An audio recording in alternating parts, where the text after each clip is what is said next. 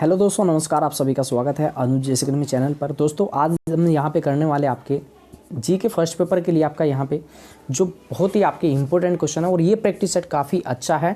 इससे आपके काफ़ी सारे आपके जो टॉपिक है वो लिंक होते हुए चलेंगे दोस्तों। तो अच्छे से इसको करना है और कंसंट्रेट करके आप जो है पूरा क्लास को आप करें और उसमें से ये देखें कि आपका कौन सा क्वेश्चन, ये कौन सा टॉपिक आपका क्लियर नहीं है दोस्तों। तो चलिए दोस्तों स्टार्ट करते हैं। और दोस्तों यहाँ पे देखिए आप जो है टेलीग्राम ग्रुप अनुज जैसे अकेडमी को आप जरूर ज्वाइन करें, क्योंकि वहाँ पे आप जो है क्विज़ वगैरह आप सभी ज्वाइन कर सकते हैं। और इसी के साथ साथ देखिए आपका यहाँ पे स्टार्ट करते हैं दोस्तों। और देखिए पूरा पॉजिटिविटी के साथ अपनी तैयारी करते रहे। देखिए दोस्तों, आप देखिए एक कभी भी कोई भी आप जो है प्रैक्टिस सेट सोल्व करते हो तो आप ये मत देखा करो कि मुझे 10 मिनट में 20 क्वेश्चन मुझे सोल्व करना है या आपका 10 मिनट में मुझे 30 क्वेश्चन सोल्व करना है। आप प्रैक्टिस सेट समय आप जो है सोल्व करते समय ये देखिए कि मुझे कौन सा क्वेश्चन आता है और कौन सा क्वेश्चन नहीं आता। देखिए उनको आप जो है अंडरलाइन करिए या आप उनको गोल कर दीजिए जो क्वेश्चन आपको नहीं आता। फिर उसके बाद ये देखिए कि मैंने ये टॉपिक किया है या नहीं किया है, और अगर किया है तो गलत क्यों हुआ दोस्तों। वजह ये होती है कि आपने कोई टॉपिक पढ़ा, उसका आप जो है रिवीजन नहीं करते, तो इसी वजह से क्या होता है फिर आपका कन्फ्यूजन जो है क्रिएट हो जाता है कि मुझे ए ऑप्शन बी ऑप्शन में प्रॉब्लम है। तो इस तरह की आपकी जो प्रॉब्लम है आपकी बहुत ही अच्छे से सोल्व हो जाएगी। बस आप जो है अच्छे से पढ़ते रहिए और रिवीजन आपके लिए ज़रूरी है दोस्तों। चलिए यहाँ पे सबसे पहला क्वेश्चन आपका यहाँ पे कि विश्व व्यापार संगठन आपका स्थापित हुआ, ये कब हुआ था? विश्व व्यापार संगठन स्थापित आपका ये हुआ था आपका भाई 1 जनवरी 1995 को, है ना। तो इसका फुल फॉर्म क्या होता है? देखिए आपका WTO है ना, वर्ल्ड ट्रेड ऑर्गेनाइजेशन। इसका मुख्यालय कहाँ पे है आपका? देखिए ये है जिनेवा में आपका। देखिए इसका जो पहले नाम था ये था आपका गेट। क्या था इसका नाम पहले? ये था गेट। और गेट की फुल फॉर्म क्या आती है आपकी? Journal agreement on tariff and trade. आपका ये इसका मुख्यालय कहाँ पे है? आपका जिनेवा में है। इसका नया रूप क्या है? WTO है इसका, ठीक है। तो ये ध्यान रखना दोस्तों इसमें आपका। और आपका इसकी स्थापना कब हुई थी? आपकी गेट की स्थापना ये हुई थी 1948 में आपकी, है ना। गेट टै की आवाज आ रहा है ना, गेट टै 8, तो ये हो जाएगा 8। अगर आपसे पूछे कि गेट की स्थापना कब हुई? 1948 में। अगर आपसे पूछा जाए कि विश्व व्यापार संगठन WTO की स्थापना कब हुई विश्व व्यापार संगठन की, तो ये हो जाएगा 1 जनवरी 1995। बी ऑप्शन हो जाएगा आपका राइट। और देखिए विश्व व्यापारी है ना, व्यापार है ना, तो इसको कर दीजिए आप व्यापारी। व्यापारी ई की आवाज आ गई। और ई किस में है? लास्ट में देखिए आपका 95 में 5 है ना, तो 5 को कह सकते हैं हम ई। तो चलिए दोस्तों आपका ये क्वेश्चन हो गया बहुत ही अच्छे से आपका सोल्व। इसके बाद नेक्स्ट क्वेश्चन है, देखिए आपका ये इतिहास का है कि मोहम्मद बिन तुगलक के ने जो है निम्न में से कौन सा कार्य नहीं किया? देखिए दोस्तों, उसने दोआब में क्षेत्र का राजस्व कर बढ़ा दिया था, बिल्कुल बढ़ा दिया था। उन्होंने जो है आपका उपज का 50% जो है उन्होंने किया कि 50% आपको कर देना होगा, ये भी उन्होंने जो है किया था। इसके बाद आपका इसमें सी ऑप्शन देखिए, उन्होंने राजधानी का स्थानांतरण दिल्ली से दौलताबाद किया, बिल्कुल ये भी किया था, दिल्ली से दौलताबाद, है ना। और इसका जो नाम था दौलताबाद का उन्होंने कर दिया था देवागिरी, यानी कि दिल्ली से देवागिरी। बहुत ही ज़्यादा खर्च हुआ था इसमें। और उसके बाद इन्होंने क्या किया? पागलपन था ना एक अंदर इनके, सनक भरी योजना थी। इन्होंने क्या किया? फिर देवागिरी या दौलताबाद से आपका जो है दिल्ली इन्होंने राजधानी परिवर्तन किया। तो सी ऑप्शन भी आपका राइट हो गया इसमें, ठीक है। इसके बाद आपका डी ऑप्शन, उन्होंने सांकेतिक मुद्रा के रूप में कांस्य तथा तांबे के सिक्के जो है उन्होंने चलवाए थे, बिल्कुल ये भी इन्होंने किया, यानी कि आपका डी ऑप्शन भी देखिए आपका राइट है। तो इनमें से कौन सा कार्य नहीं किया? तो इसमें हो जाएगा आपका बी ऑप्शन, उन्होंने इस्लाम धर्म हेतु विभिन्न केंद्र स्थापित किए, ये गलत है इसमें। इसी के साथ साथ इनसे रिलेटेड कुछ इंपॉर्टेंट यहाँ पे क्वेश्चन, इब्न बतूता है ना, ठीक है। इब्न बतूता देखिए आपका कहाँ का था? मोरक्को का था। किनके समय आपका ये भारत आया? तो आपका मोहम्मद बिन तुगलक के समय। और उनकी जो पुस्तक है आपकी इब्न बतूता की, वह है अल रहला।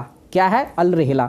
ये क्या थे? इब्न बतूता जो है इनके समय रहे आपका, बिन तुगलक के समय। और बिन तुगलक एक कह सकते हैं कि आपका शिक्षित व्यक्ति थे, लेकिन इनकी जो योजनाएं थी सभी आपकी इसमें सनक भरी थी। कैसी थी? सनक भरी। चलिए दोस्तों आगे, चलिए दोस्तों नेक्स्ट क्वेश्चन है आपका यहाँ पे, भारत का वह कौन सा राज्य है जिसका वन आच्छादित आपका क्षेत्रफल सर्वाधिक है, यानी कि सबसे ज़्यादा वन है? तो दोस्तों सबसे ज़्यादा जो वन है ना भारत में, वो है मध्य प्रदेश में। ए ऑप्शन हो जाएगा आपका इसमें राइट। अगर आपसे कम पूछा जाए तो ये हो जाएगा आपका हरियाणा। सबसे कम क्षेत्रफल कहाँ का है? हरियाणा का है, तो यहाँ पे लिख देते हैं हम कम, है ना। और सबसे ज़्यादा क्षेत्रफल वनों का कहाँ पे? मध्य प्रदेश में। और इसी के साथ साथ यहाँ पे देखिए अखबारी कागज है ना, जो पन्ना जाना जाता है आपका अखबारी कागज के लिए जाना जाता है। और आपका जो ये कागज है वो किससे बनाया जाता है? आपका पेड़ों से भी बनाया जाता है ना। और यहाँ पे आप देख सकते हैं कि किस प्रकार के वन यहाँ पे सबसे ज़्यादा पाए जाते हैं भारत के अंदर। सबसे ज़्यादा वन उष्ण कटिबंधीय वर्षा वन, उष्ण कटिबंधीय वर्षा वन सबसे ज़्यादा पाए जाते हैं, या उष्ण कटिबंधीय वर्षा वन को कहते हैं पतझड़ वन। कैसे? पतझड़ वन। इसी के साथ साथ देखिए वन कटाई के विरुद्ध एक बहुत ही बड़ा आंदोलन था जिसको कहते हैं चिपको आंदोलन। चिपको आंदोलन 1973 में चला था, ये 1973 में चला, और ये चला था उत्तराखंड से आपका। इसमें कुछ मुख्य व्यक्ति थे आपके चिपको आंदोलन में, जैसे कि गोरा देवी, चंडी प्रसाद भट्ट और आपका सुंदरलाल बहुगुणा। ये क्या था? वन कटाई के विरुद्ध ये आंदोलन था दोस्तों। चलिए आगे यहाँ पे, और जो अगला क्वेश्चन है ये आपका अगला क्वेश्चन है नदियों से रिलेटेड। देखिए काफ़ी इंपॉर्टेंट क्वेश्चन है। देखिए आपका ये, निम्नलिखित में से वह नदी कौन सी है जिसका उद्गम स्थल भारतीय राज्य क्षेत्र में नहीं, यानी कि किसका उद्गम स्थल भारत में नहीं है, यानी कि बाहर से कौन सी आती है? तो ये हो जाएगा आपका इसमें डी ऑप्शन होगा। घाघरा जो नदी है ये बाहर से आती है दोस्तों, ये आपका भारत के अंदर से इसका उद्गम स्थल नहीं है। कुछ यहाँ पे नदियाँ जिनका उद्गम स्थल भारत में नहीं है, तो वे लिख लीजिए, उद्गम स्थल भारत में नहीं है आपका। तो ये हो जाएगा इसमें आपका बरसी घास, कुछ मैन है आपका, ये मैं लिखवा देता हूँ। बरसी है ना, ब्रह्मपुत्र हो जाएगी, सिंधु हो जाएगी, घाघरा हो जाएगी, और आपकी जो है सतलज हो जाएगी। 4 मुख्य नदियाँ, इसी में से आपका क्वेश्चन एग्जाम में पूछा जाएगा दोस्तों, और ये काफ़ी आपका इंपॉर्टेंट है। और नदियों से रिलेटेड देखिए और क्वेश्चन आप और देख लीजिए, जैसे आपका ये क्या है, आपका मैप हो जाएगा, ठीक है। ये थोड़ा सही नहीं बना, लेकिन हाँ आप इसको इग्नोर करना, ठीक है। ये क्या आपका, ये है आपका यहाँ पे बंगाल की खाड़ी, क्या है? बंगाल की खाड़ी। और ये क्या है आपका यहाँ पे अरब सागर, और यहाँ पे क्या है आपका खंबात की खाड़ी। तो इसको मान लीजिए आपका अरब सागर या खंबात की खाड़ी। अब क्वेश्चन आएगा कि आपकी बंगाल की खाड़ी में गिरने वाली नदियाँ कौन सी है और अरब सागर में गिरने वाली नदियाँ कौन सी है दोस्तों। तो लगभग जो नदियाँ है आपकी उत्तर भारत की, देखिए यहाँ पे, और यहाँ पे दक्षिण की भी कुछ जो नदियाँ हैं आपकी, ये गिरती है सभी की सभी आपकी बंगाल की खाड़ी में। और इनके कुछ नाम हैं, तो इसको आप देख लीजिए कैसे आपका। तो ये हो जाएगा गंगोम का पुत्र, स्वर्ण और आपका किरसन, है ना। ये कुछ नदियाँ हैं, गंगोम का पुत्र, स्वर्ण, किरसन, यानी कि गंगा नदी, गोदावरी नदी, और यहाँ पे महानदी, और कावेरी नदी, और ब्रह्मपुत्र नदी, ठीक है। स्वर्ण नदी हो जाएगी, और आपकी कृष्णा नदी। ये सारी की सारी जो गिरती है, ये गिरती है आपकी बंगाल की खाड़ी में। और अरब सागर में गिरने वाली नदियाँ कौन सी है? जो आपकी मध्य प्रदेश में अमरकंटक की पहाड़ी से निकलती है, नर्मदा, ताप्ती, है ना। और यहाँ पे गुजरात में आपकी साबरमती, ये नदियाँ क्या चलती है? पश्चिम की ओर चलती है। और यहाँ पे अरब सागर, ये खंबात की खाड़ी में ये नदियाँ गिरती है दोस्तों। इसके अलावा कुछ और इंपॉर्टेंट क्वेश्चन यहीं पे नोट कर लीजिए, आपका एग्जाम में क्वेश्चन यहीं से आएगा।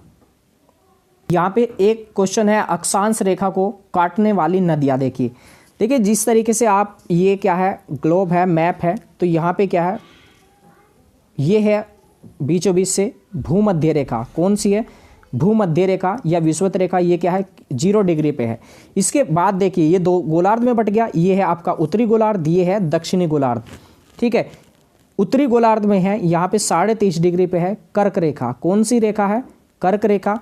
इसी प्रकार से दक्षिणी गोलार्ध में भी 23.5 डिग्री पर कौन सी है? मकर रेखा है, ठीक है, मकर रेखा।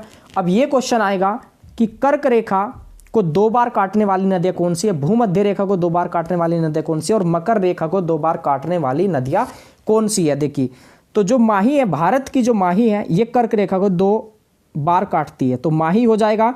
और दूसरा यहाँ पे भूमध्य रेखा को जो काटती है, ये है कांगो नदी। कांगो नदी या जायरे नदी, इसका नाम लिख लीजिए, कांगो या जायरे। और मकर रेखा को काटते हैं लिम्पोपो। कौन सी है?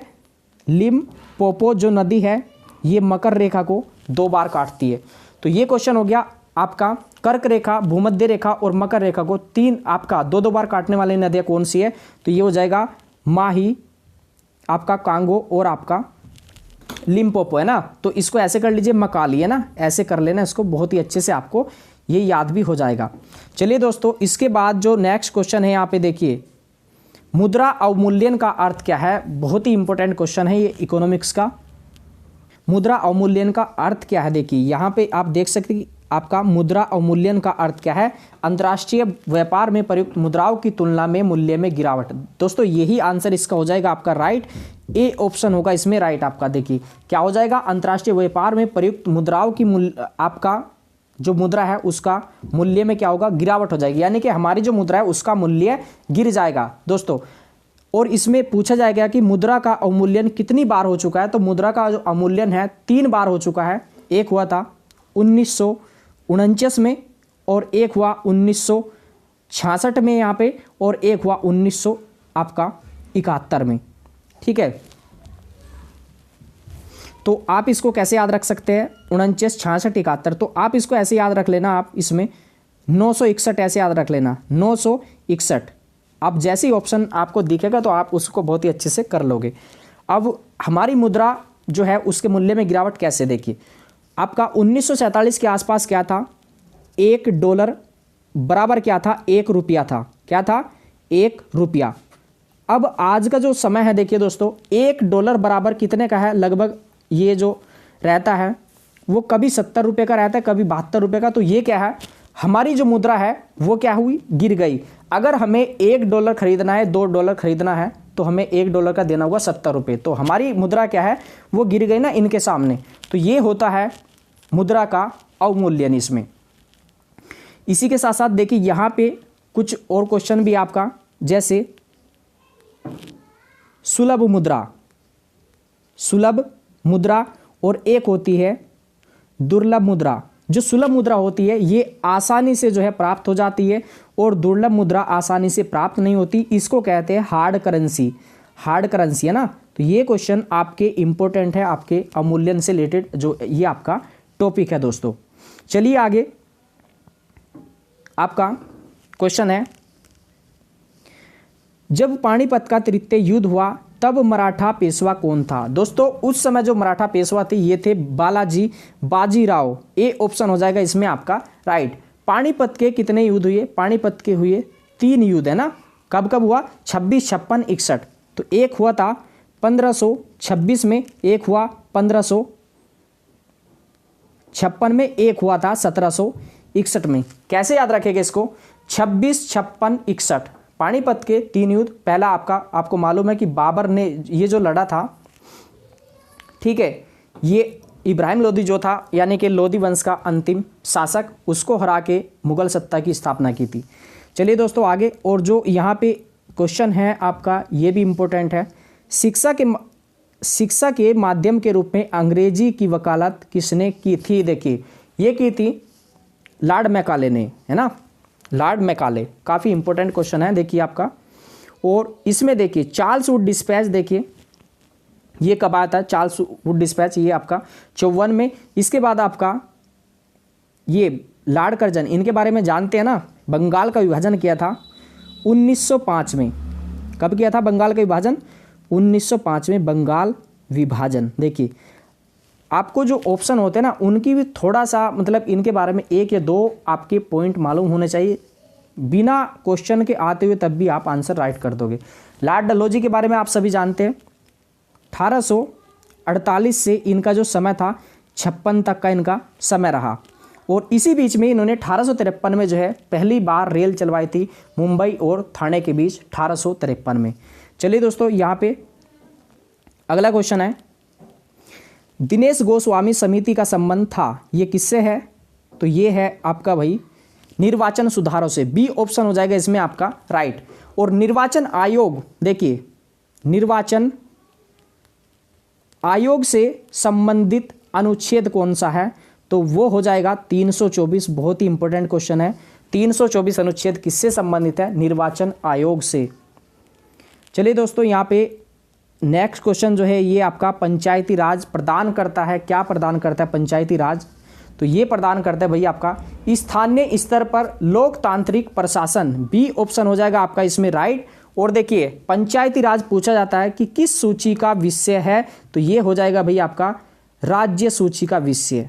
किस सूची का विषय है? राज्य सूची का। अब यहाँ पे देखिए पंचायती राज ये क्या है आपका स्थानीय स्तर पर लोकतांत्रिक प्रशासन है ना। एक तरीके से इसको ये है आपका कि जैसे गांव है, गांव में क्या होता है प्रधान होता है, तो प्रधान क्या करते हैं वहाँ पे जैसे कोई आपका झगड़ा हो गया कुछ हो गया तो उसका जो निपटारा है गांव में ही जो है उसको समाप्त कर देते हैं। तो एक तरीके से ये कह सकते हैं कि आपका स्थानीय स्तर पर जो है लोकतांत्रिक प्रशासन इसमें। अब यहाँ पे देखिए क्वेश्चन अगर आता है, देखिए आपका पंचायती राज से संबंधित आपका संशोधन की बात करते हैं पहले, संशोधन, ठीक है। तो इसका जो संशोधन है पंचायती राज का वो है आपका 73वां संशोधन। कौन सा है? 73वां। और जो 74वां संशोधन है ये आपका ये किससे हो जाएगा? ये हो जाएगा नगर पालिका से, नगर पालिका से संबंधित होगा। अगर आपका यहाँ पे पूछा जाए कि आपका पंचायती राज किस सूची, आपका जो अनुसूची है कौन सी अनुसूची है, तो वो हो जाएगी आपकी 11वीं अनुसूची है ना। 12 अनुसूची है ना कंप्लीट आपकी, तो ये हो जाएगी 11वीं अनुसूची। अगर आपसे पूछा जाए कि नगर पालिका ये जो है आपका किस सूची से संबंधित है, तो ये हो जाएगा आपका 12वीं अनुसूची से। तो इससे रिलेटेड क्वेश्चन कोई भी आता है दोस्तों अच्छे से आप उसको कवर कर लोगे। और यहाँ पे देखिए एक क्वेश्चन और नोट कर लेना आप इसमें, जो स्थानीय स्वशासन है देखिए आपका, ठीक है, स्थानीय स्वशासन, ठीक है, इसका जनक कौन है? तो इसका जो जनक है ये है लॉर्ड रिपन। कौन है? Lord Ripon. और यहाँ पे क्वेश्चन एक आएगा पंचायती राज पहली बार कहाँ पे लगा? तो पहली बार जो लगा था राजस्थान के नागौर जिले में 2 अक्टूबर 1959 को। देखिए दोस्तों ये जो टॉपिक है काफ़ी आपका इंपॉर्टेंट था। चलिए आगे। और जो क्वेश्चन है अगला यहाँ पे, भारत का क्षेत्रफल की दृष्टि से विश्व में कौन सा स्थान है? बहुत ही सिंपल सा क्वेश्चन है, तो आप इसको देखिए सीधा सीधा आंसर करेंगे आप इसका 7वां। इसमें हो जाएगा आपका बी ऑप्शन आपका राइट। देखिए आपसे पूछा जाएगा अलग अलग, तो आप जो है ना 7-8 तक कर लीजिए। पहला कौन सा हो जाएगा? पहला हो जाएगा रूस हो जाएगा, फिर आपका रूक ची अमे बरा लिया, ठीक है, और आपका भा है ना। तो ये हो जाएगा क्षेत्रफल की दृष्टि से आपका ये पहला स्थान हो जाएगा, दूसरा, तीसरा, चौथा, 5वां ऑस्ट्रेलिया का 6ठा और यहाँ पे भारत का 7वां। रूक ची अमे बरा लिया भा। तो क्वेश्चन आता देखिए अभी एक एग्जाम होता शायद पीसीएस वाला था, उसमें पूछा था कि ब्राजील है ना, तो उसमें पूछा था कि ब्राजील का स्थान कौन सा होगा, ठीक है। चलिए नेक्स्ट क्वेश्चन पे यहाँ पे आपका सुंदरवन का विश्व प्रसिद्ध डेल्टा किन नदियों से संबंधित है? दोस्तों ये जो संबंधित है ये है गंगा और ब्रह्मपुत्र। ए आंसर हो जाएगा इसमें आपका राइट। और ये देखिए सुंदरवन का डेल्टा कहाँ पे है? ये है आपका पश्चिम बंगाल में है ना, इसको बोलते हैं पश्चिम बंगाल में है ना। कहाँ पे? पश्चिम बंगाल। इसके बाद देखिए दोस्तों यहाँ पे क्वेश्चन है आपका नेक्स्ट आपका कालीबंगा कहाँ स्थित है? देखिए ये क्या है? हड़प्पा जो सभ्यता है, इतिहास से रिलेटेड ये क्वेश्चन है आपका। कालीबंगा कहाँ स्थित है? तो कालीबंगा है राजस्थान में आपका। बी ऑप्शन हो जाएगा इसमें राइट। कालीबंगा क्यों प्रसिद्ध है? आपको मालूम है कि यहाँ पे लकड़ी के हल का प्रयोग किया गया था, लकड़ी के हल का प्रयोग, ठीक है यहाँ पे। और पंजाब में स्थान कौन सा है? तो ये हो जाएगा रोपड़। जो रोपड़ है ये हड़प्पा सभ्यता का स्थान रोपड़ है पंजाब में। गुजरात का देख लेते हैं, गुजरात में है आपका जो है कौन सा है? लोथल। कौन सा है? लोथल है, ये गुजरात का। और लोथल जो है ये बंदरगाह गोदीवाड़ा या पत्तन नगर के रूप में जो है प्रसिद्ध है आपका। यहाँ पे हरियाणा के बारे में देखें तो बनवाली जो है, बनवाली और राखीगढ़ी ये कहाँ का है? ये हो जाएगा आपका हरियाणा का। चलिए दोस्तों आगे यहाँ पे क्वेश्चन आपको मैच करना है और काफ़ी इंपॉर्टेंट क्वेश्चन भी है ये आपका। ये देखिए आपका इसमें सूची 1 और आपका सूची 2 मिलाना है आपको, और ये काफ़ी बार आपका रिपीट हो चुका है। देखिए आपका साक्य को हो जाएगा आपका कपिल मुनि। ए का 4 किस में आ रहा है भैया? आपका ए का 4 बी और डी ऑप्शन में आ रहा है। सीधा सीधा ये 2 ऑप्शन तो आपके कट गए। इसके बाद आपका यहाँ पे देख लेते हैं योग का। योग का कौन है आपका? पतंजलि है ना। योग करते हैं पतंजलि, है ना, उधर आपका उत्तराखंड में, ठीक है। तो ये हो जाएगा बी का 1, बी का 1 किस में आ रहा है, तो बी का 1 इसमें तो 3 आ रहा है, तो ये तो ऑप्शन कट गया, तो सीधा सीधा आंसर आ गया इसका डी ऑप्शन आपका राइट। देखिए पिछली बार जब ये क्वेश्चन आया था 2019 में, तो उसमें 2 ऑप्शन दिए गए थे, योग का मैच करना था, तो पतंजलि और रामदेव। रामदेव मत करना, इसको ऑप्शन मिलेगा आपको, ठीक है। वैसे प्रैक्टिस सेट में भी आप देख सकते हैं, तो रामदेव ऑप्शन दिया जाएगा, लेकिन आपको पतंजलि मारना है। न्याय का हो जाएगा इसमें गौतम, और वैशेषिक का हो जाएगा इसमें कणाद या आपका उलूक। चलिए दोस्तों नेक्स्ट क्वेश्चन यहाँ पे ये है आपका, राज्य चुनाव आयुक्त को पदच्युत किया जा सकता है किस प्रकार से, देखिए केवल राज्यपाल द्वारा, उसी राज्य के मुख्य न्यायाधीश के परामर्श पर, राष्ट्रपति द्वारा, या उसी प्रकार उन्हीं आधारों पर जिन पर सर्वोच्च न्यायालय के न्यायाधीश को पदच्युत किया जाता है, या उसी प्रकार जिस प्रकार भारत के राष्ट्रपति को।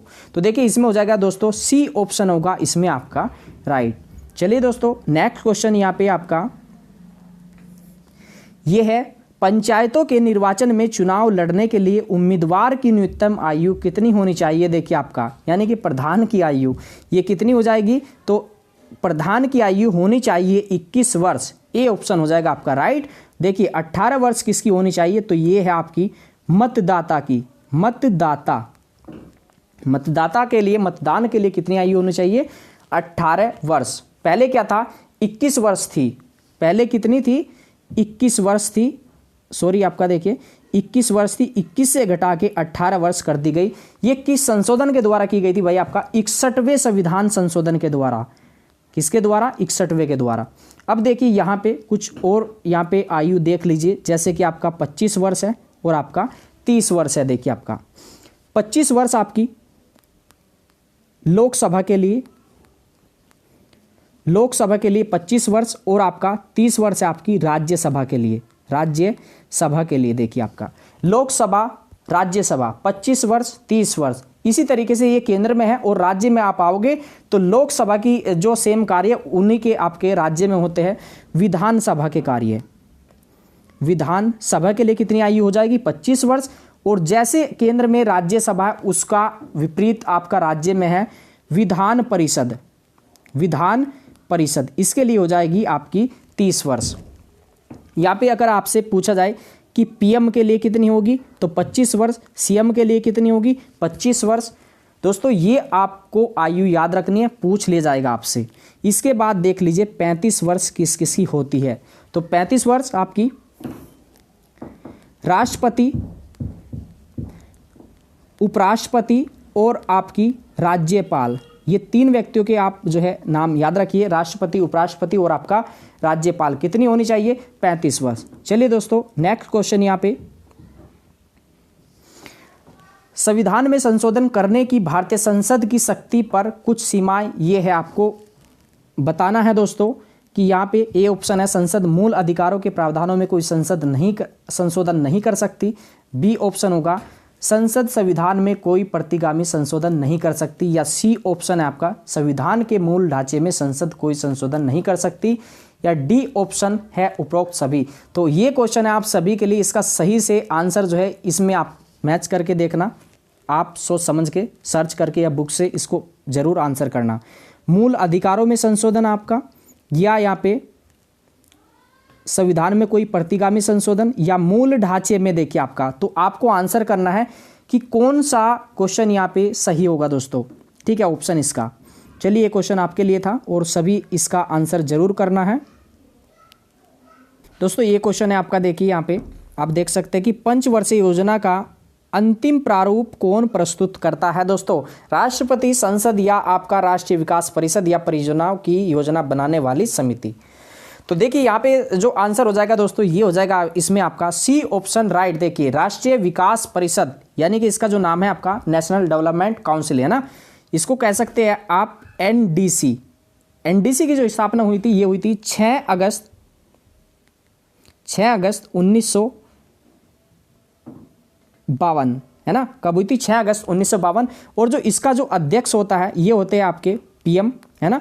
और इसका काम क्या है दोस्तों, ये क्या करती है, जो पंचवर्षीय योजनाएं हैं उनके अनुमोदन और उनको स्वीकार करने का जो अंतिम प्रारूप है कौन प्रस्तुत करती है? आपकी एनडीसी करती है। दोस्तों इसी के साथ साथ देखिए यहाँ पे ये क्या था, एनडीसी स्थापना कब हुई थी इसकी? 6 अगस्त 1952 को देखिए। और यहाँ पे एक बार और देख लीजिए, आपका एक क्या था, आपका योजना आयोग। क्या था? योजना आयोग। योजना आयोग की जो स्थापना हुई थी आपकी 1950 में हुई थी। आपकी 1950 में योजना आयोग के अध्यक्ष कौन होते थे? प्रधानमंत्री। और योजना आयोग का जो नया नाम है ये है नीति आयोग, है ना, नीति आयोग। इसकी जो स्थापना हुई ये 1 जनवरी 2015 को हुई थी, 1 जनवरी 2015 को। चलिए दोस्तों, इसके बाद यहाँ पे आगे जो क्वेश्चन है ये है, सांची का स्तूप किस शासक ने बनवाया था? सांची का स्तूप है किसके द्वारा बनवाया गया? ये बनवाया गया था आपका अशोक के द्वारा। बी ऑप्शन हो जाएगा इसमें राइट आपका। सांची का स्तूप कहाँ पे है? तो ये है आपका मध्य प्रदेश में देखिए आपका। और ऐसा माना जाता है कि अशोक के द्वारा जो है 84,000 जो है स्तूपों का जो है निर्माण करवाया गया। 84,000 स्तूपों का निर्माण। स्तूप का पहली बार वर्णन कहाँ पे है? तो ये ऋग्वेद में है। और इसी के साथ साथ देखिए अशोक के बारे में, अशोक के जो शिलालेख है ज़्यादातर जो है ब्राह्मी लिपि में है। किस लिपि में है? ब्राह्मी लिपि में। और उसको सबसे पहले किसने पढ़ा था? 1837 में जेम्स प्रिसेप ने पढ़ा, जो कि आपके फ्रांस के थे। और इनके 2 शिलालेख है, वो है आपकी खरोष्टी लिपि के। ये इंपॉर्टेंट है, खरोष्टी वाले, ये पूछे गए थे अब की बार नेट के एग्जाम में भी, और बाकी आपका जो पीसीएस वाला एग्जाम होता है उसमें भी आपका पूछा गया था। खरोष्टी लिपि के ये है आपके शहबाजगढ़ी और दूसरा है मनसेहरा, ये है आपके पाकिस्तान में। इनको पढ़ा था नेरोस के द्वारा। चलिए दोस्तों आगे, और यहाँ पे क्वेश्चन है आपका संविधान से। आपका ये भारतीय संविधान में संशोधन की प्रक्रिया किस राष्ट्र के संविधान पर आधारित है? जो संशोधन की प्रक्रिया है ये है दक्षिण अफ्रीका। बी ऑप्शन हो जाएगा इसमें आपका राइट दोस्तों। इसके बाद अमेरिका से क्या ले गए? आपका मूल अधिकार। क्या लिए गए आपके? मूल अधिकार। ऐसे अधिकार, ऐसे हो जाएगा आपका अमेरिका दोस्तों। चलिए यहाँ पे आपका, और यहाँ पे संशोधन से रिलेटेड थोड़ा सा एक क्वेश्चन और देख लीजिए। संशोधन आपके कौन कौन से मैन हैं? देखिए आपका 7वां संशोधन और आपका 31वां संशोधन। ये क्या है? लोकसभा में सीट वृद्धि से है। देखिए आपका लोकसभा में सीट वृद्धि से। इसके बाद 21वां, 2171 और 92वां जो संशोधन है दोस्तों, ये है आपका भाषा से संबंधित। पूछा जाएगा आपका ये भाषा से संबंधित। इसमें आपकी 1 भाषा जुड़ी, इसमें आपकी 3 भाषा जुड़ी, इसमें आपकी 4 भाषा जुड़ी। 4 4 8। और पहले कितनी भाषा आई थी? पहले भाई आपकी 14 भाषा आई थी। अब वर्तमान में कितनी होगी? 8 जोड़ दी जाएगी इसमें, तो आपका ये हो जाएगी 22 भाषा हो जाएगी आपकी, 22 राजभाषा। ठीक है। और भाषा देख लेना, भाषा के बारे में 14 आपका सितंबर को। ठीक है। और आपका जो विश्व हिंदी दिवस मनाया जाता है वो कब मनाया जाता है आपका, वो सभी जरूर देख लेना। इसके बाद यहाँ पे कुछ संशोधन है आपका। एक है आपका 42वां संशोधन, इसको कहते हैं आपका मिनी कॉन्स्टिट्यूशन। एक है 44वां संशोधन, ये है संपत्ति के अधिकार से। पहले क्या था? संपत्ति का अधिकार मूल अधिकार था। अब क्या है ये है आपका विधिक अधिकार दोस्तों। इसके बाद 61वां संविधान संशोधन, ये किससे है? तो ये है आपका 21 से घटा के 18 वर्ष कर दी गई है मतदान की आयु, है ना, मतदाता की आयु। इसके बाद एक इंपॉर्टेंट क्वेश्चन और आपका देखिए, 86वां संविधान संशोधन, 6 से 14 वर्ष के बच्चों को निःशुल्क एवं अनिवार्य शिक्षा। 6 से 14 वर्ष, है ना, 14 वर्ष के बच्चों। 8 + 6 कितना हो जाएगा? 14 हो जाएगा। तो ये हो जाएगा आपका 14 वर्ष के बच्चों तक निःशुल्क एवं अनिवार्य शिक्षा। तो आपके संशोधन ये है, इससे बाहर शायद ही कोई क्वेश्चन आपका बचा होगा दोस्तों। चलिए आगे, और यहाँ पे अगला जो क्वेश्चन है आपका, जाति और वर्ग में मुख्य भेद यह है कि क्या है आपका मुख्य भेद आपका? तो दोस्तों ये हो जाएगा, इसका आंसर हो जाएगा आपका सी आंसर। जाति के मामलों में व्यक्ति की परिस्थिति आरोपित होती है जबकि वर्ग में अर्जित नहीं होती। दोस्तों इस तरह के जो क्वेश्चन है ना आप आसानी से निकाल सकते हैं। देखिए जाति के मामले में व्यक्ति को सर्वाधिक हानि उठानी पड़ती है जबकि वर्ग में ऐसा नहीं होता। तो इस तरीके से क्वेश्चन आप जो है उसको जो है हल्का कर सकते हैं क्वेश्चन को, ऑप्शन काट के आप। चलिए दोस्तों यहाँ पे आगे, ये है आपका क्वेश्चन है दोस्तों आपका, ये पुस्तक से संबंधित है आपका। देखिए, संस्कृत कवि राजशेखर किसके दरबार में रहते थे? धर्मपाल, भोज, आपका बलबन और आपका महिपाल। दोस्तों ये जो आपके दरबार में रहते थे, ये रहते थे महिपाल के दरबार में दोस्तों। ए ऑप्शन हो जाएगा इसमें आपका राइट। इसके बाद देखिए अगला क्वेश्चन है, भारतीय संविधान के निम्नलिखित किस अनुच्छेद के अंतर्गत केंद्र सरकार या राज्य सरकार को योजना सहायता प्रदान करती है? दोस्तों ये करती है अनुच्छेद 275 के अंतर्गत आपका, ठीक है। इसके बाद ये इंपॉर्टेंट है आपका अनुच्छेद, ये है आपका वित्त आयोग। किससे संबंधित? आपका वित्त आयोग से संबंधित अनुच्छेद है 280, वित्त आयोग से संबंधित। दोस्तों ये जो अनुच्छेद है ना आपके, अनुच्छेद है, संशोधन है, अनुसूची है, सूची है, भाग है और आपके एक्ट है आपके, ठीक है दोस्तों। ये इतने इंपॉर्टेंट है आपके, कम से कम आपके 5, 6, 7 जो क्वेश्चन आपके फर्स्ट पेपर में आएंगे वो इन्हीं से रिलेटेड आपके आएंगे। उसके बाद आपके कुछ टॉपिक बचते हैं, जैसे राष्ट्रपति आपका और आपका उपराष्ट्रपति, राज्यपाल और लोकसभा, राज्यसभा। हम करेंगे लोकसभा, राज्यसभा करेंगे। उसके बाद आपका जो सेम आपका आंसर उनका आएगा वो हो जाएगा राज्य में आपका विधानसभा और विधान परिषद का, ठीक है। इसके बाद जो काम देखिए आपका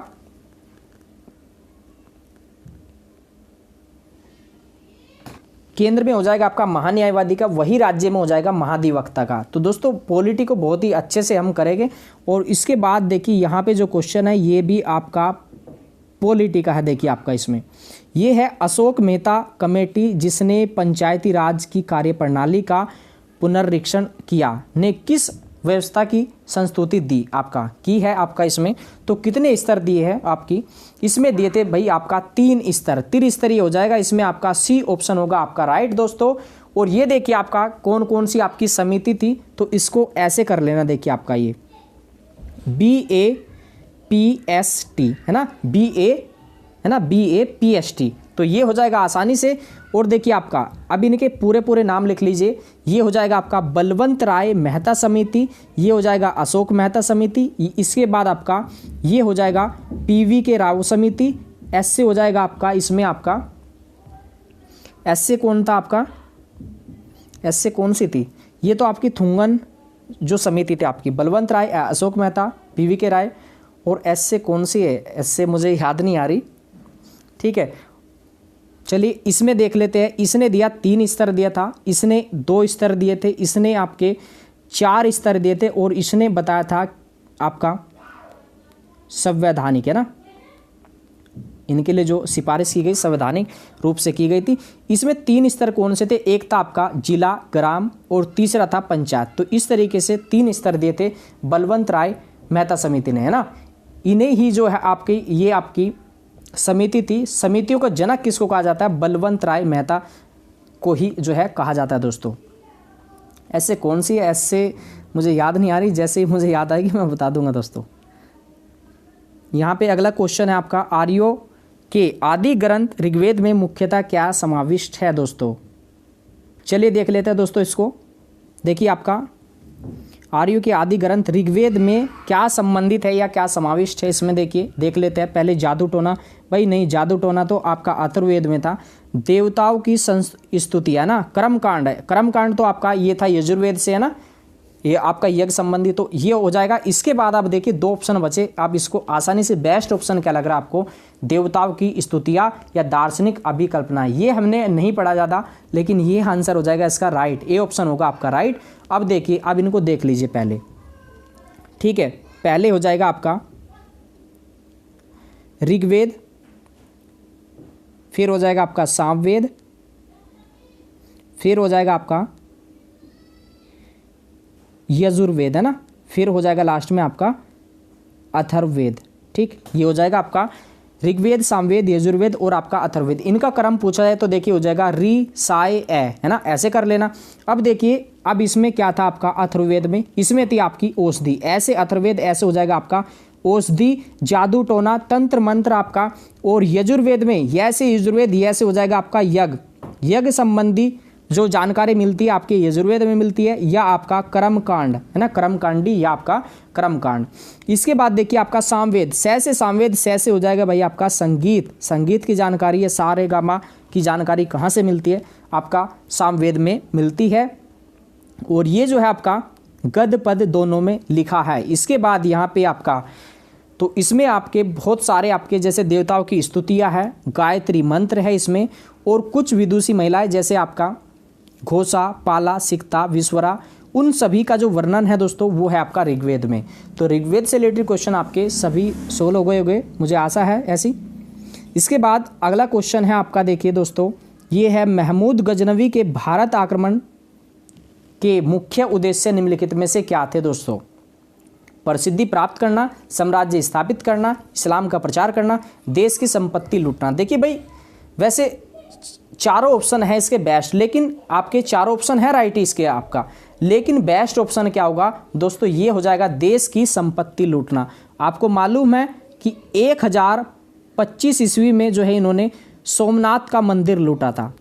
सोमनाथ का मंदिर लूटा था। कहाँ का था दोस्तों सोमनाथ का मंदिर? गुजरात में है, इसको लूटा था। अब देखिए इस्लाम का प्रचार करना, भाई इस्लाम का प्रचार तो करते थे बिल्कुल, ये भी वैसे सही था, प्रसिद्धि भी प्राप्त करना ये चाहते थे, और साम्राज्य स्थापित भी ये करना चाहते थे, लेकिन जो है आपका बेस्ट ऑप्शन क्या है? लूट के किया इन्होंने, भाग गए थे, है ना। ठीक, इसके बाद गजनवी के बाद कौन आए थे? तो ये थे गौरी। देखिए गौरी का उद्देश्य क्या था? गौरी का उद्देश्य क्या था? इस्लाम धर्म का प्रचार करना, इसीलिए काफ़ी समय तक वे रुके थे। आपने ये देखा होगा गौरी ने क्या करा, युद्ध लड़ा था उन्होंने, आपको मालूम है, एक तराइन का 1191 का युद्ध, एक 1192 का युद्ध, और एक लड़ा था 1194 का युद्ध। ये दोनों युद्ध जो लड़े, पहले में जो है पृथ्वीराज चौहान की विजय हुई आपका, दूसरे में गौरी की जीत हुई, यानी कि आपका पृथ्वीराज चौहान हार गए।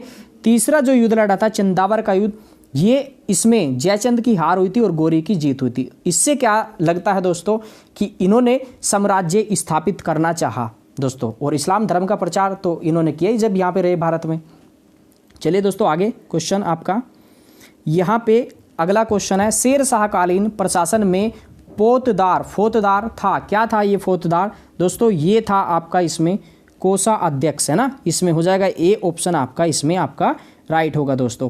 और दोस्तों सभी वीडियो को लाइक भी कर दीजिए, और हमारा जो देखिए एप्लीकेशन है प्ले स्टोर पे, आप उसमें जो है उसको डाउनलोड करें, और वहाँ से भी आप जो है क्लास को ज्वाइन कर सकते हैं, और अलग अलग अपना सब्जेक्ट का प्रैक्टिस कर सकते हैं दोस्तों, वहाँ से भी जाके। टेलीग्राम पे जो है आप अनुज जेस एकेडमी सर्च करके वहाँ से आप जुड़े, और ये जो PDF होगा वहाँ पे भी आपको मिल जाएगा दोस्तों। चलिए अगला क्वेश्चन आपका, जानवरों, वनस्पति एवं सूक्ष्म जीवों के अवशेष किस प्रकार की चट्टानों में पाए जाते हैं दोस्तों? ये पाए जाते हैं अवसादी चट्टानों में, या अवसादी शैलों में, या परतदार शैलों में, या इसको कहते हैं स्तरित शैल, स्तर के रूप में ना। जो परत होती है ना वो स्तर होते हैं ना, उसके परत हटाते स्तर कहते हैं ना, एक स्तर दो स्तर इस तरीके से। तो ये इसके अलग अलग नाम हैं। अब देखिए शैलों के बारे में थोड़ा सा देख लीजिए। पहले कौन सी हो जाएगी? अग्नि शैल हो जाएगी। दूसरी कौन सी है? अवसादी शैल हो जाएगी। और तीसरी जो शैल है यहाँ पे लिख देता हूँ, कायांतरित, या इसको कहते हैं रूपांतरित। कितनी शैल होगी दोस्तों? ये आपकी 3 शैल, ठीक है। अब सबसे प्राचीन शैल कौन सी है? ये हो जाएगी आपकी अग्नि शैल, ठीक है, सबसे प्राचीन। अब यहाँ पे अग्नि के रूप में जो है आपका अग्नि से कौन सी शैल बनी है? आपकी अग्नि। इसके बाद जानवरों, वनस्पतियों, सूक्ष्म जीवों, या आपके सड़ने गलने से कौन सी शैल बनी? आपकी अवसादी शैल।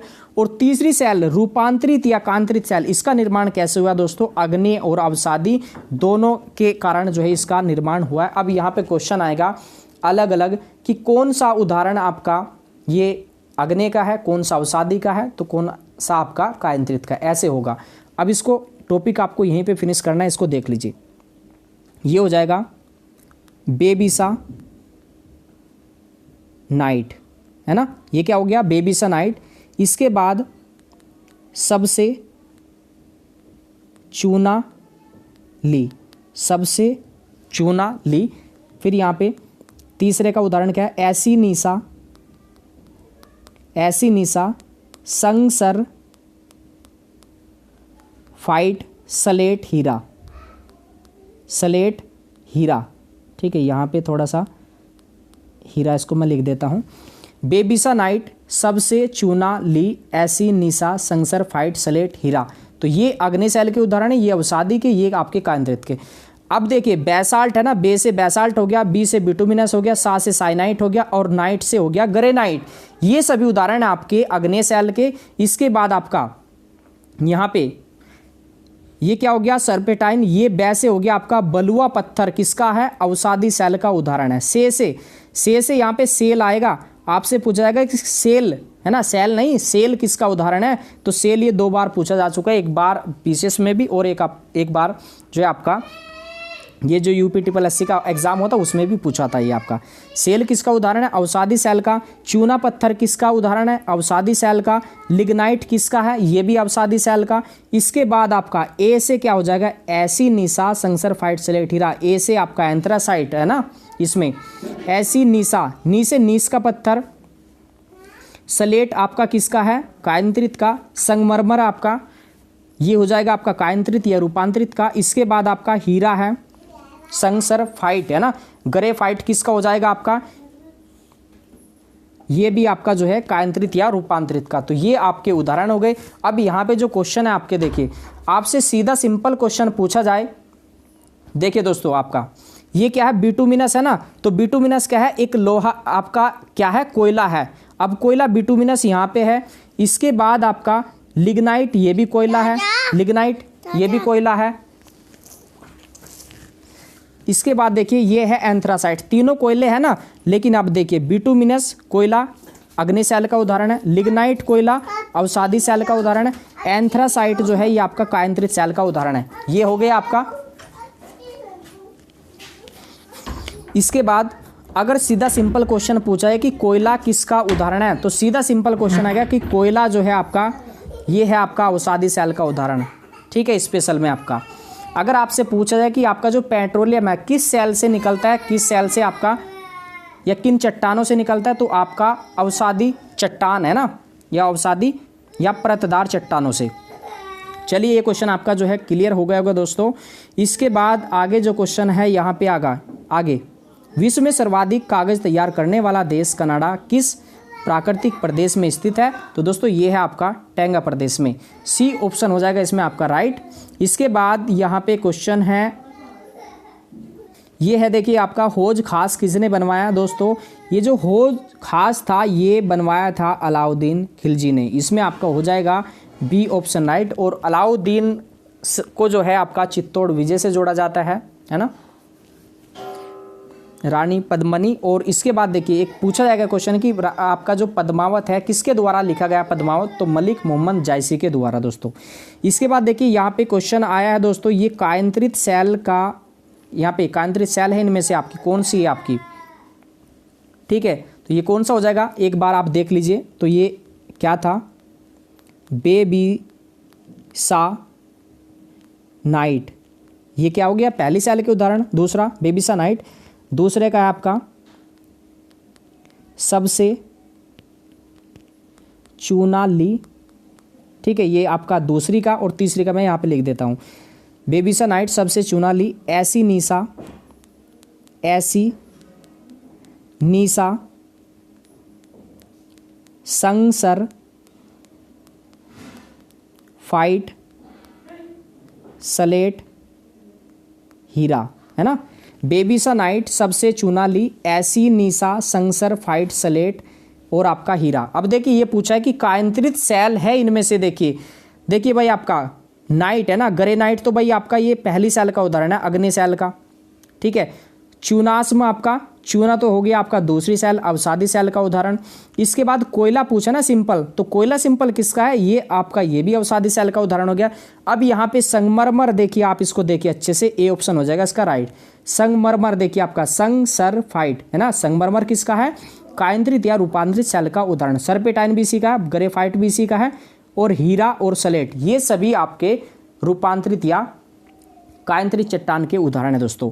चलिए इसके बाद आगे क्वेश्चन है आपका नदी से रिलेटेड। आपका देखिए निम्नलिखित में से कौन सी नदी बंगाल का शोक कहलाती है, बंगाल का शोक कहलाती भैया आपका दामोदर, डी ऑप्शन हो जाएगा इसमें आपका राइट। इसके बाद विस्तृत आकार में खेतों पर यांत्रिक विधियों में की जाने वाली कृषि कहलाती है दोस्तों, ये कहलाती है आपकी विस्तृत कृषि। इसमें हो जाएगा सी ऑप्शन आपका राइट दोस्तों। चलिए आगे क्वेश्चन काफ़ी दोस्तों इंपॉर्टेंट है। देखिए आपका इसमें डाई क्या है दोस्तों, डाई क्या है? ज्वालामुखी निर्मित बहिर्वर्ती स्थलाकृति या ज्वालामुखी निर्मित आंतरिक स्थलाकृति, तटीय स्थलाकृति, हिमनद निर्मित स्थलाकृति। दोस्तों ये हो जाएगा इसमें आपका बी ऑप्शन आपका राइट। देखिए ये मैंने आपको जो है क्लास में भी करवाया था, तो ये आंतरिक हो जाएगा। आंतरिक क्या है दोस्तों? डाई क्या है? दो प्लेटों के बीच जो आपकी दो प्लेटों के जब बीच मैग्मा भर जाता है, ये आपका जो स्थान है ये भर जाता है, इसको कहते हैं आपका डाइक। क्या कहते हैं इसको? डाइक। अब देखिए ये क्या हो सकता है? बाहरी? नहीं भाई, बाहरी नहीं है, ये बीच में है आपका, तो ये आंतरिक। इस वजह से आपका बी ऑप्शन हो गया इसमें आपका राइट, ज्वालामुखी से संबंधित आपका ये क्वेश्चन पूछा जाएगा। देखिए दोस्तों यहाँ पे और नोट कर लीजिए, ज्वालामुखी में सबसे ज़्यादा क्या निकलता है? जलवाष्प, CO2, NO2, SO2 और आपका देखिए नाइट्रोजन वगैरह, और आपके कंकड़ पत्थर, और आपका बहुत सारी चीज़ें निकलती है, गैसें भी निकलती है, लेकिन सबसे ज़्यादा जो निकलता है ना वो आपका निकलता है जलवाष्प, सबसे ज़्यादा जलवाष्प। ज्वालामुखी कितने प्रकार के होते हैं? 3 प्रकार के होते हैं। एक होता है सक्रिय, है ना, जिसमें लगातार जो है उद्गार होता रहता है ना, लावा निकलता रहता है। दूसरा है आपका परसुप्त, जिसमें पहले उद्गार हुआ है लेकिन कभी भी आगे जीवन में हो सकता है। तीसरा है मृत, जिसमें कभी नहीं होगा। आप देखिए तो 3 प्रकार के ये ज्वालामुखी है, सक्रिय, परसुप्त या आपका मृत दोस्तों। अब भारत में देखिए सक्रिय ज्वालामुखी का उदाहरण बैरनद्वीप, बैरनद्वीप जो कि अंडमान निकोबार में है, ये ज्वालामुखी है सक्रिय। परसुप्त ज्वालामुखी भी है आपका बैरनद्वीप। दूसरा है आपका नारकोंडम, नारकोंडम जो ज्वालामुखी है ये है परसुप्त ज्वालामुखी। नारकोंडम भी आपका अंडमान निकोबार में, बैरनद्वीप है ये सक्रिय ज्वालामुखी दोस्तों। और ज्वालामुखी एक तरीके से ऐसे आप समझ सकते हैं कि आपका एक घड़ा है, कोई पानी से भर गया, तो जब भर जाएगा तो क्या निकलेगा? उससे पानी बाहर निकल जाएगा। तो कुछ इसी प्रकार देखिए ज्वालामुखी भी है आपका। देखिए ये आपका पृथ्वी के अंदर से क्या है, ठीक है, ज्वाला। देखिए आपका ये कैसे निकलता है? कंकड़ पत्थर इसमें ज्वाला के रूप में ये ऐसे निकलता ना आपका। इसमें जो तरल पदार्थ देखिए जब यहाँ पे होता है, अंदर होता है पृथ्वी के, तो ये क्या कहलाता है दोस्तों? ये कहलाता है मैग्मा। और जब ये बाहर निकल जाता है इसको कहते हैं लावा, क्योंकि हमें बाहर क्या दिखाई देता है ज्वालामुखी में? लाल रंग का दिखता है ना वो आपका तरल पदार्थ, तो उसको कहते हैं लावा। ये जो मुख है इसका, ये मुख कहलाता है क्रेटर। क्या कहलाता है? क्रेटर कहलाता है मुख। अब ये क्वेश्चन आएगा कि पृथ्वी का सुरक्षा वाल्व किसको कहा जाता है? भाई आपका ज्वालामुखी को कहा जाता है पृथ्वी का सुरक्षा वाल्व। पृथ्वी की सुरक्षा होती है, देखिए क्यों होती है? क्योंकि इसके अंदर जब गैस वगैरह ये निकलती है तो क्या हो जाती है, उसमें कोई भी अलट पलट जो है नहीं होता। मान लीजिए जैसे कोई फर्श डाला आपने अपने मकान में, तो फर्श के अंदर हम जो है पट्टियाँ, कांच की पट्टियाँ बिछाते हैं। क्यों बिछाते हैं? क्योंकि अगर फर्श के नीचे गैस बनी तो क्या होगी, तो वो जो आपके छिद्र होंगे, दरार होगी, उसके पास से जो है वो गैस निकल जाएगी। अगर हम वहाँ पे कांच की पट्टियाँ नहीं डालेंगे तो वो क्या होगा, पूरा फर्श एकदम जो है टूट जाएगा, ठीक है, गैस बनती। तो कुछ इसी प्रकार भी आपका ज्वालामुखी है आपका। चलिए दोस्तों आपका बाकी देखिए आगे आप जो है दोस्तों हमारी जो क्लास आपकी एप्लीकेशन पे चल रही है, आप वहाँ पे भी हमारे साथ जुड़ सकते हैं। वहाँ पे देखिए नेहा मैम जो है कॉमर्स करा रही है, और देखिए अंकित सर रीजनिंग करा रहे हैं, मोहित सर जो हिंदी करा रहे हैं, और एहसान सर वहाँ पे जो है साइंस ग्रुप जो है आपका वहाँ पे क्लास ले रहे हैं दोस्तों। चलिए बाकी आपका देखिए इस नंबर पे आप कॉल या व्हाट्सअप करके हमारे साथ जुड़ सकते हैं दोस्तों। और आप एप्लीकेशन को डिस्क्रिप्शन में लिंक मिल जाएगा, वहाँ से भी आप जो है उसको डाउनलोड कर सकते हैं। इसके बाद दोस्तों ये आपका सिलेबस है। आपका फर्स्ट पेपर में आपका जीके है, स्टैटिक जीके आपके 5-6 सब्जेक्ट आते हैं इसमें, हिंदी है। सेकंड पेपर में आपका रीजनिंग हो जाएगी और आपका सब्जेक्ट हो जाएगा दोस्तों। इसके अकॉर्डिंग, सिलेबस के अकॉर्डिंग ही आप पूरी तैयारी करिए दोस्तों। देखिए आज का जो क्लास है आपको बड़ा लगा होगा, लेकिन देखिए आपके कम से कम 10 से 15 टॉपिक इसी में बहुत ही अच्छे से आपके क्लियर भी हो गए हुए दोस्तों। तो अपना फीडबैक ज़रूर दीजिए दोस्तों, और जिससे हम और ज़्यादा आपके लिए अच्छा कर सकें। चलिए बाय बाय, और मिलते हैं नेक्स्ट वीडियो में।